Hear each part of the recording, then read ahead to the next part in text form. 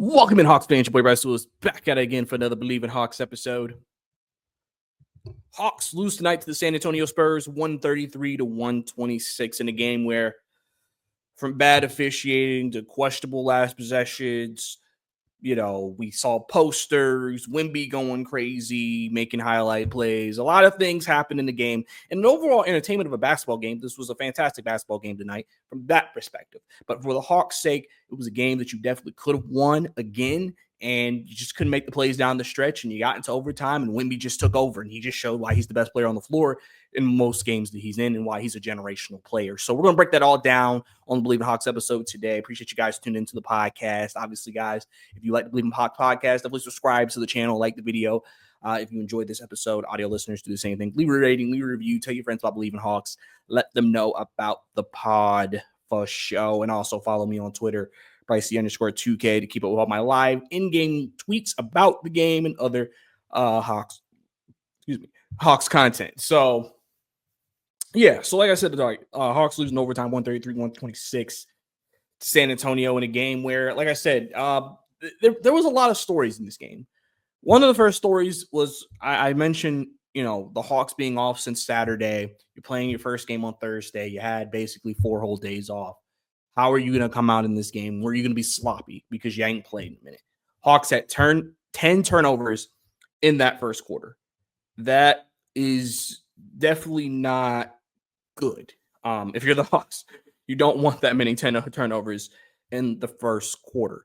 You had 22 for the whole game, so you only had 12 the other 3 quarters. You did have a sloppy third quarter as well. So the majority of your quarters that you had turnovers was in the first and the third, which the Spurs won both of those quarters as well. And that's really what really helped them propel them in the game, have leads and have the advantage, and the Hawks having to fight back in those situations. Right. But overall tonight, too, there were some decisions that had to be made down the stretch. I think, Larry Nance played a really good game today, especially from 3. I mentioned when Okongwu got hurt that Larry Nance is a better shooter. So you're going to get more shooting with Larry Nance on the floor, and you saw that tonight. But obviously, you lose some defense. But obviously, in a game against Wemby, it's just different because he's not a regular big. He's not 7 foot big. He's a 7'4" big, and so he's much longer and taller than everybody else. And so the Hawks had to make a decision down the stretch of the game. Do you close with Capella? Do you close with Nance? They closed with Nance. People will sometimes wonder if Nance should have closed. You have to think about the possibilities. In this type of game, Clint really isn't that great offensively in these types of games. And that's something I think they had to keep under consideration. Like, okay, Clint's not going to give us a lot offensively tonight. He only gave you 10 points tonight. But he was the better defensive matchup in terms of what they had available to guard Wemby. I even thought at maybe one point, maybe we should have saw some Barlow minutes, even just to see how that would look.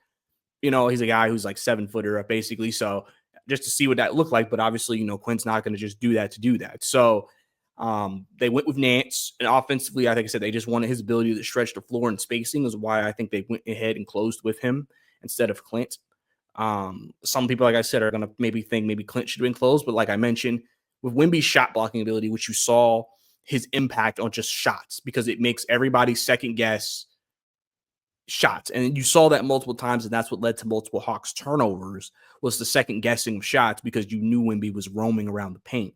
I know people were mentioning at the beginning of the game, too, maybe they should have put Jalen Johnson on him and allowed Clint to roam more instead of giving him the sole responsibility of guarding Wemby. Because at times you saw DeAndre Hunter guard Wemby during the game, and then Jalen at times. So they threw different bodies at him just because, you don't only have one guy who really is over 6'10" that you could put on him. So you have to use a group defensive effort to guard Wemby in those situations. And Wemby coming into this game was not shooting the 3-ball great, and he had a great game from the 3-point line tonight. And that's something you just kind of have to live with if you're the Hawks. I mean, Wemby tonight, he made 7 threes. That's a career high. I mean, not a career high, but that's a season high for him. So, again, this was also a game where Wemby just happened to have his best game from outside the arc. I feel like we haven't actually talked about in a while about a player having a great, fantastic career high type of game against the Hawks for a while. But today Wemby did that. And obviously with that and the ability just to outstretch over people and things of that nature, I think that makes him obviously, like I said, a very tough matchup for this team. And he was a very big part. And like I said, in that overtime, he basically just took over in that overtime. They had no answers for him. So it was tough. I know another decision that was made was going with Dyson later in the game. He had Bogey, looked like he was going to finish the game. He went back to Dyson. Dyson didn't give you anything offensively this game. 4 points today. You need a little bit more from him offensively, especially because he was guarded by Chris Paul and he should have been able to take more advantage of that matchup. But again, at the same time, I have to mention Wemby. When Wemby's in the game, you can afford it kind of makes up for Chris Paul's defensive shortcomings because now even if you get past him, you still got this 7'4" guy that you have to try to shoot over. So I think that deterred Dyson a little bit. But you felt like maybe down the stretch, because this was a game where outside of Vassell, you kind of didn't have that guard that you were like, we need Dyson to guard in this game. Because Chris Paul occasionally has those offensive games, but at this point in his career, he's more about facilitating getting the ball to Wemby. So this was a game you probably could have lived with having Bogey be the finishing player, and even in overtime as well because of his shooting, what he brings to the table from that perspective. So I think that I believe when they made the change, I think Vassell hit a couple of shots. And I wonder if Quinn kind of was like, ooh, we might need to get a defensive Dyson back out there for the defense to help with that, even though he was primarily put on Chris Paul and sacrifice some offense. So, and I think if they went back to Clint, you probably would have kept Bogey in there just because you don't want two guys who can't really score and in that moment. But I think because they went to Nance, he felt like, okay, I still have a fourth guy who can score. So I could go to Dyson Daniels if I wanted to, which he did. So that's another interesting decision that he made. Again, the Spurs are an interesting matchup because of Wembanyama, and that's how a lot of teams probably feel playing a team like the Spurs. Because really in this game, I felt like when I watched the pace of this game, when the Hawks were clean, they were better than the Spurs. I just think that the Spurs were, like I said, able to create turnovers, alter shots for the Hawks, and that is ultimately what also ended up doing them, ended up costing them down the stretch. And then also Trey Young. Trey Young's a big topic of discussion. A lot of people are blaming Trey Young for this loss, but at the same time, I'll make the argument we wouldn't be in the position to win the game without Trey Young. And sometimes that just comes with certain players, that they could be the reason why you lose a game, and they could be the reason why you win a game. Especially your superstars. Trey missed 2 clutch free throws in a row down the stretch. That was big. He also had a shot that a lot of people have been talking about. A shot the play basically was thrown into the backcourt. Trey takes it up, tries to take a shot, right? And a lot of people have complained about that play in these games for a minute. And I think it's one of those things where Quinn Snyder is just viewing it from, I got to get the ball in my best player's hands. And a lot of teams do this a lot because it's the most guaranteed way to get the ball in your best player's hands. Because obviously the Spurs are just trying to defend the 3-point line. They're trying to defend anything on that side of the court where you're inbounding. So they're not going to defend the out of bounds, right? I think that Trey had a pass to Larry Nance at first if he took it immediately. But I could also, again, see him thinking, best player, got to take the shot here. But when you had Wemby on you in a situation like that, I understand people wanting Trey to get the ball out of his hands and just allow someone else to take that shot, because taking a fadeaway over Wemby is not a great shot, especially with the type of defender that Wemby is. So I do agree with that. That was not a great shot. But in terms of the play they run, I think Quinn just does it because he wants to put the ball in the hands of his best player. And, we know it worked against Boston. It kind of hasn't been great because usually the play literally right before that, DeAndre Hunter down the stretch of that game, like when they tied it up, posterized Wemby. Amazing dunk, by the way. So, completely posterized that man. He was barking at Wemby.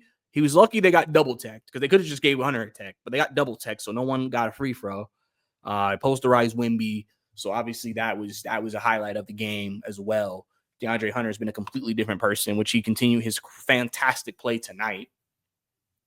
But he came out with a really good out-of-bounds play there. But I think sometimes in those situations, he's just like, I got to put it in the hands of my best guy and kind of hope that he's able to take us home. I think that's just a coach trusting his superstar.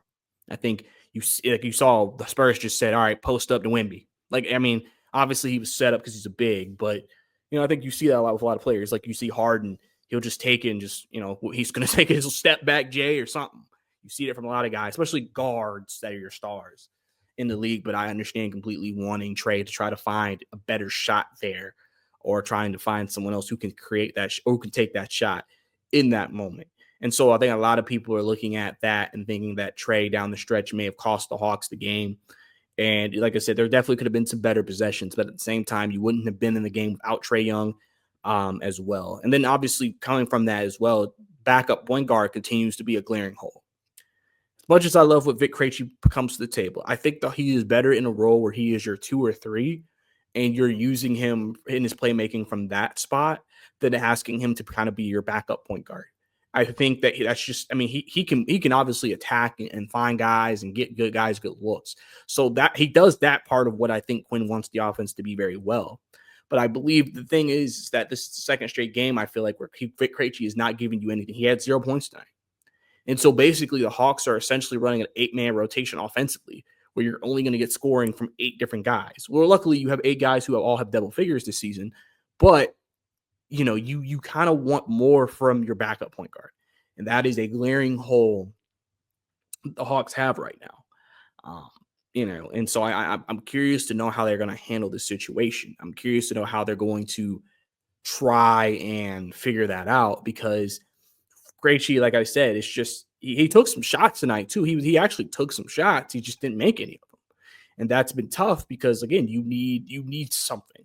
Like Kobe Buffett, at least when he was starting to kind of get into a rhythm during the 6-game winning streak, he was able to make some shots. He was getting like 6-8 point games, and that is so important just to get that type of production from your backup point guard.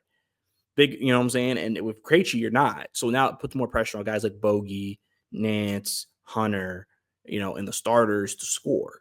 And so what you get into in these games, and it's very impressive, the Hawks were able to score 126, is that you kind of have 0 from Krejci, 4 from Dyson, and then 10 from Capella. So you got 16 points between 3 players.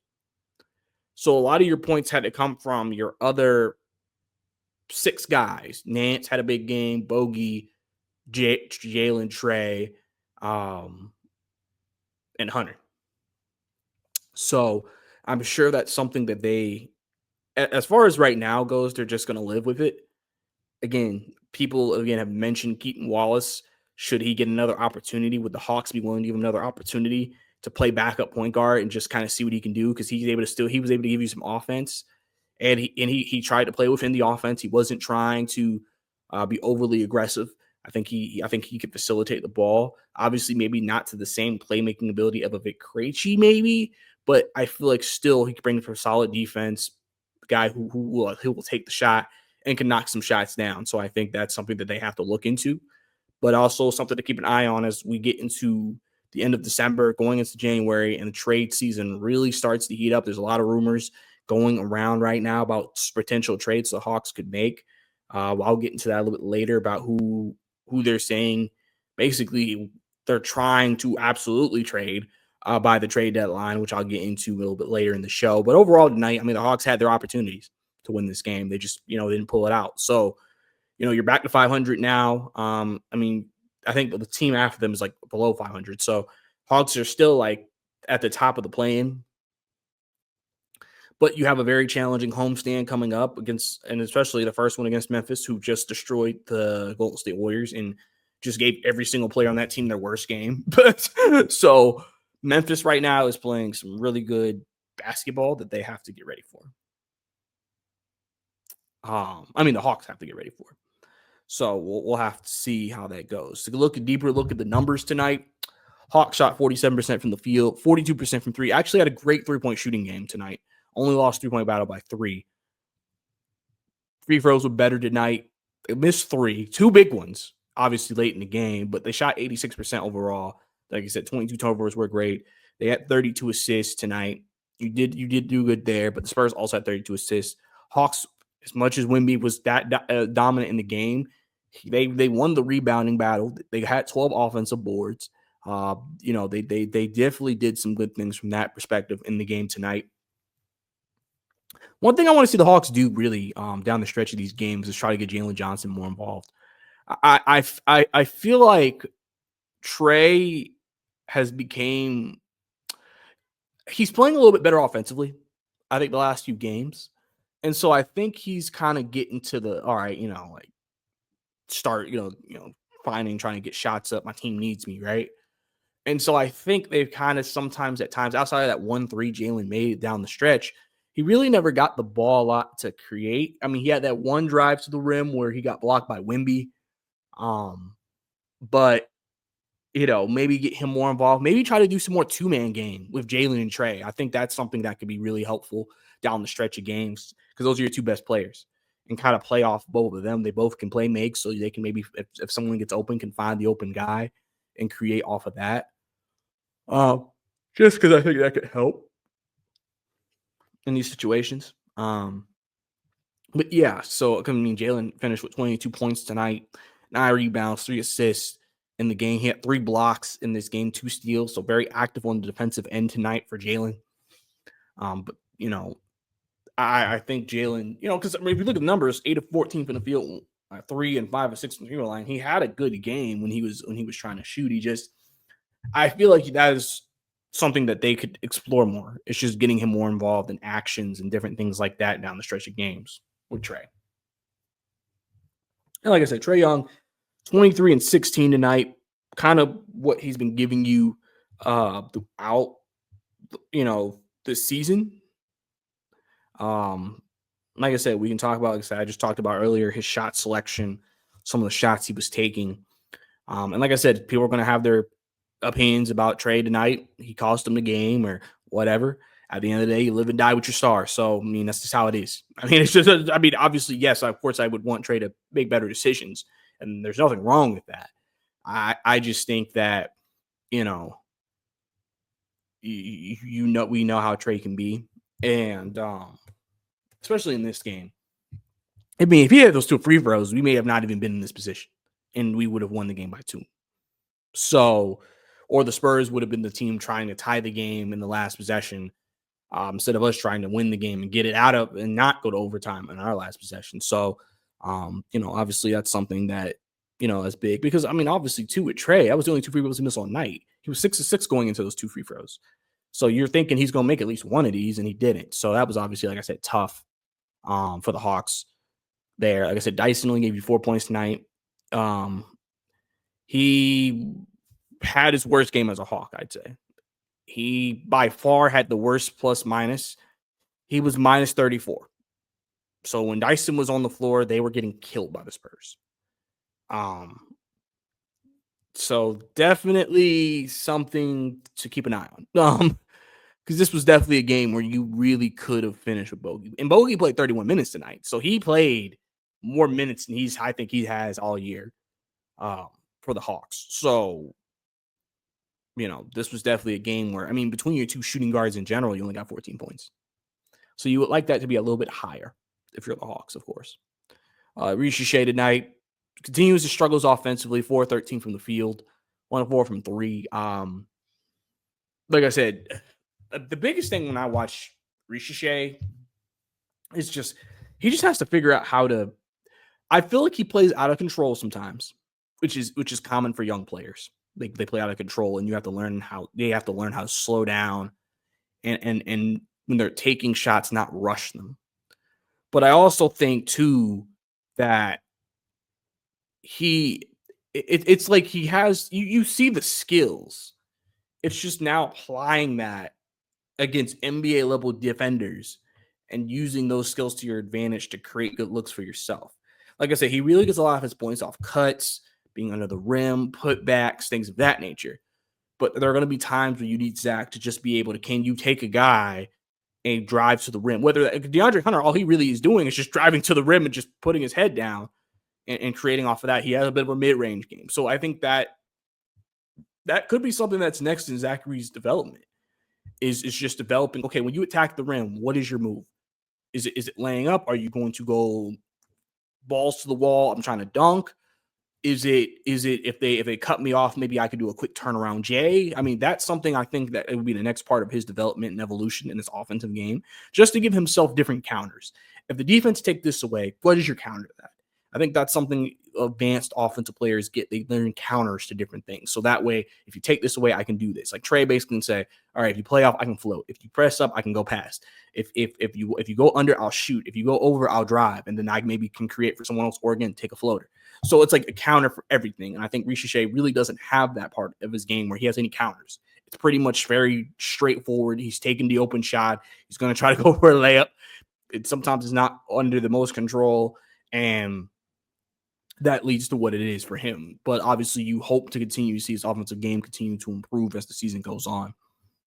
DeAndre Hunter continues to be great for this team. 27 points, 6 rebounds, 4-8 from 3. Obviously, I talked about the post row and Wemby. He continues to, be great for this team. I mean, without DeAndre Hunter, the Hawks probably wouldn't be where they are right now. And and everybody, I think people are starting to take notice of DeAndre Hunter and what he's done and what he continues to do. And he right now is just so important to what this team is doing. Okay, he is so important to what his team is doing, and so I think the Hawks just have to, it's just fantastic you're able to get what you can get from him, and him continuing this will definitely give them a chance in a lot of games. I think this is the first game too they've lost with him scoring over 20 points as well. So, so that streak was broken tonight as well. But overall, like I said, DeAndre Hunter continue to play well. 6-man of the year candidacy. Bogey had 10 tonight. Nance 5 of 6 from 3, 8 of 13 from the field, 21 points, 13 rebounds. I mean, he worked his tail off tonight. Like I said, while we're missing a Kongu, like I said, I would expect Nance to continue to have games like this. Nance definitely can provide this for the team, and especially when he's hitting the 3 like he is right now, it's just so needed with a team that needs the shooting. And that's why I think sometimes people look at this and says, why doesn't Quinn play that 10th guy and play a Nance? Because he could just provide shooting that you need. And so, and I personally think if they play him, I think we've seen him a lot with Capella. I want to see Nance with Okongwu when he gets back at the 4. Because, you kind of can still have more spacing in shooting on the floor if you do it that way. So that's something I like to maybe see moving forward for this team. But like I said, overall tonight, Spurs just, like I said, got big plays from their big guys down the stretch. Overall, and the Hawks lose. So Hawks, like I said, got to get ready for a home game. I believe it is Hawks play 4 in a row at home. They have Memphis, Minnesota, Chicago, and Miami coming in. So very tough stretch before you go to Toronto, go out to Denver, and then you play LA again. So the month of December going into January will be a tough couple of weeks ahead for this team. But I think, again, this will help you learn a lot about the Hawks. Obviously, they've beaten a lot of good teams during their last win streak. So you hope to get that same success here if you're the Hawks and to try to continue as you continue to push forward in that regard, right?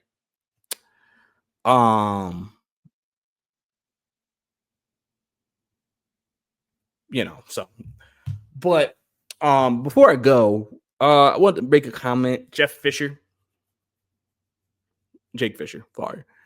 Fisher, it's almost trade season, like I mentioned. So rumors are going wild. So apparently he mentioned that he believes the Hawks are trying to trade Clint Capella before the trade deadline, that is like their move they want to make.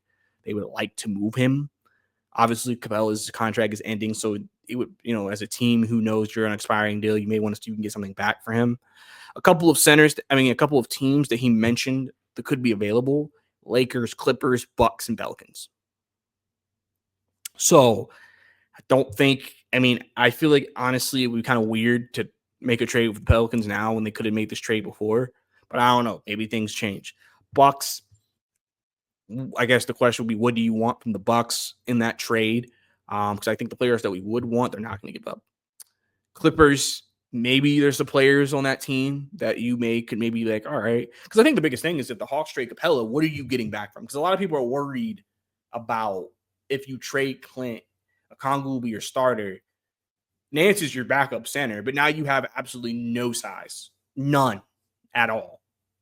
And So people are worried about that. And so people are hoping that maybe they can try to work something out for a backup center as well with size. Or do you just go with Dominique Barlow if Quinn's willing to play? So I don't know which I want to wonder what you guys think. What do you think the Hawks should do when it comes to Clint Capella? Do you want Clint Capella traded? So I know a lot of you wanted to, but he's played well for you this year. Do you still want Clint traded? Because I think a lot of people are just worried about the plan if Clint is traded because you now have no size. And so, but I also could see the Hawks for them having a backup point guard need. That could be something they're aiming for when they're doing it. But at the same time, I think the Hawks want a certain type of backup point guard as well. So you can't just throw names out there and think, oh yeah, any of these guys would work. Like, no, they need a particular type of backup point guard. So it'll be interesting to kind of see how the Hawks maneuver, and I'm curious to see what more rumors come out about that as time goes on. But I think that's about it for me, guys. Appreciate you guys tuning into Believe in Hawks podcast for another episode. Like I said, sucks Hawks didn't win tonight with the Spurs, but they'll be able to get back on the winning track against Memphis, have an opportunity, try to be one of the best teams in the Western Conference, and that would be a really big win for this team as they try to fight to stay above 500. Currently at 500 right now after the loss tonight to the Spurs in overtime, 133 to 126. But that's about all I got for you guys tonight. It's your boy, Rex Lewis. We'll see you next time.